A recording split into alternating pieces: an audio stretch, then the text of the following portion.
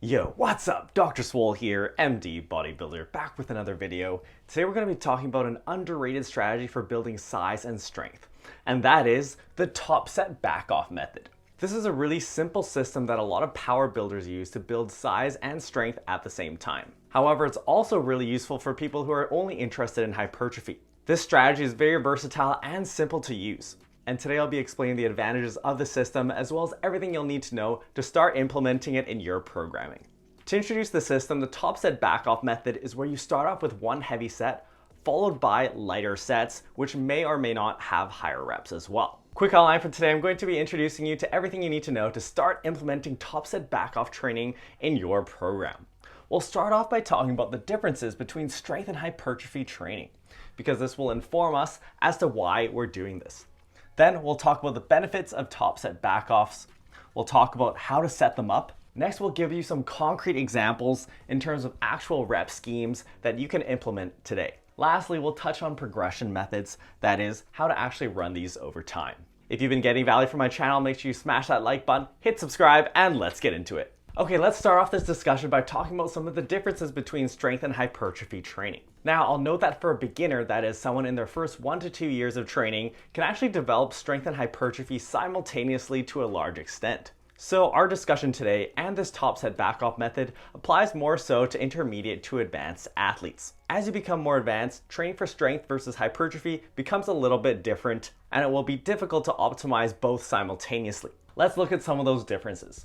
Starting off with strength training. When thinking about either of these, it's important to think about specificity. Specificity just means that you're training in a very relevant way to the quality that you're trying to develop. And with strength, our main outcome is that we're trying to lift heavy weights. So with strength-oriented training, you're typically going to use higher weight, which usually means lower reps, and often using the 1 to 5 rep range. Now, the thing about low rep ranges like this are that you have high fatigue per unit volume. For example, if you do a few heavy triples, you'll get some good quality strength work in, but you won't accumulate that much volume, especially if you look at volume from the perspective of sets times reps times weight lifted. Now lastly, with strength type training, you're going to have more connective tissue stress. Now let's look at things from a hypertrophy oriented lens. First of all, with hypertrophy training, you're going to want to focus on moderate rep ranges. This will vary by the person and by muscle group, but in general, I typically recommend having about 2/3 of your volume in the 6 to 12 rep range, and then 1/3 of your volume lying outside of it. Note that 1/3 of the volume can lie below or above. And with hypertrophy training, having a variety of rep ranges is ideal because you want to be stimulating both your fast and slow twitch fibers. Next, with hypertrophy training, volume is a crucial driver, and you want to be thinking about the total amount of productive work you're completing in a session. Lastly, with hypertrophy training, some strength work can help. As I said, you want to have a variety of rep ranges, and 1/3 of your training volume will lie outside the 6 to 12 rep range, which can very well be in the 1 to 5 rep range. And there is research saying that we'll get good hypertrophy out of anywhere between 1 to 30 reps per set, provided that you go close enough to failure. So at this point, some people might say, why not just do a bunch of low rep training and build hypertrophy that way? The issue is fatigue. As a beginner, fatigue won't be that much of an issue just because you're not lifting very heavy weights in general. But as you become more advanced, you'll be able to do more damage to yourself with each set if you're lifting heavier weights. So if you try to accumulate all of your volume in the 1 to 5 rep range, for example, fatigue will be the limiting issue and you just won't be able to recover. So how do we get around this? Enter the top set back off method. The top set back off method is basically where you start off with one heavy set followed by lighter sets. And by using this strategy, you can get a little bit of the best of both worlds in terms of your strength and a hypertrophy oriented type training. Let's look at some of the benefits of this strategy. The idea is that you get your specific strength work in with your top set. That is, you get the opportunity to lift heavy weight.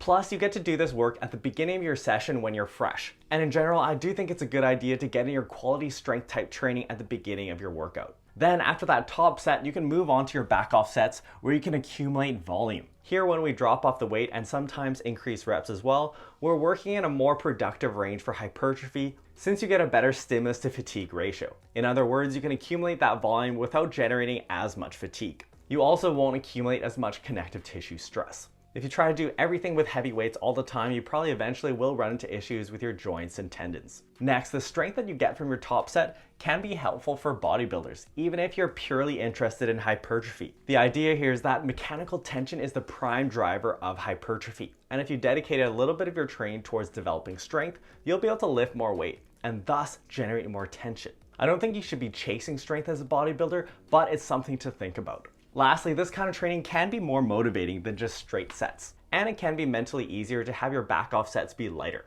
Let's get into the actual implementation of the top set back off method. You're mainly going to be using this for your first heavy movement of the day. You'll start off with a heavy top set, usually somewhere between 3 to 10 reps. Sometimes you can use this in the extreme low rep ranges like 1 to 3 reps, but these are more for special scenarios, which we'll talk about later. And for your top set, your goal will be to lift heavy weight, but you'll want to stay a little bit away from failure, so somewhere like 2 to 4 reps in reserve. Then you'll drop 10 to 20% of the weight on the bar and do back off sets. And the number of back off sets will vary depending on the amount of volume you need to get in your program. Okay, let's talk about the actual rep ranges you'll be using for your top set. You can use the really low rep ranges like 1 to 3 reps for your top set, but this is going to be more so for advanced athletes and power builders. And power builders are those who prioritize strength and hypertrophy equally. The idea here is that as you become more advanced, or if you're really focusing on strength, you may need some very specific work for your strength training. That is, you really do need to be lifting some heavy weights. And to accomplish that, you will have to venture in the 1 to 3 rep range. And the good thing with top set back offs is that you can still accumulate volume later on in the workout.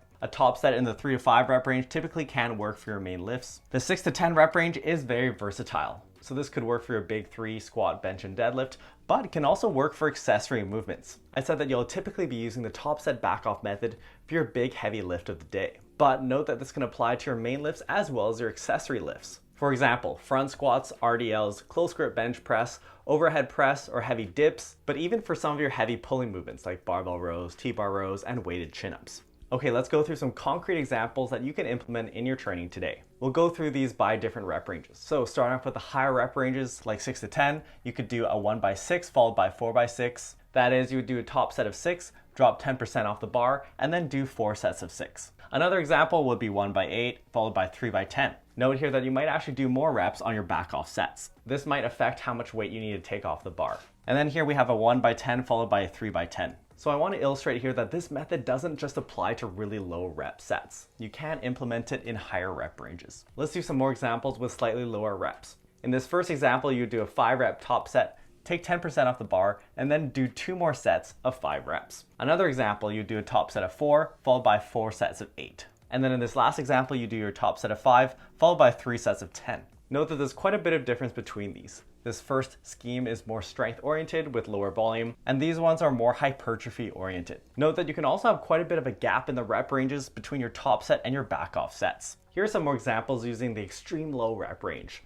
So this will apply more for power builders or advanced athletes. You can have a top set of 3 followed by 3 back off sets of 6. You could do a heavy single followed by 4 sets of 5, or a heavy single followed by 3 sets of 3. What I want to say here is that there's a lot of variation in the exact way you program these. But this kind of training will fit seamlessly into a lot of my programs in a plug and play fashion. For example, you'll see that I program a lot of my main lifts in the 5 to 8 rep range. You can very easily fit in a top set there, followed by some back off sets. Okay, let's talk about how to progress using the top set back off method. Ultimately, when you become more advanced, you'll be using a very auto-regulated triple progression method. That is, you'll change the weight, sets, and reps depending on how you're feeling that day. And you'll want to be titrating things to RIR goals. That means setting a specific proximity to failure and shooting for that. But in terms of structured progression for those who aren't as advanced, single progression and wave loading progression would probably be good places to start.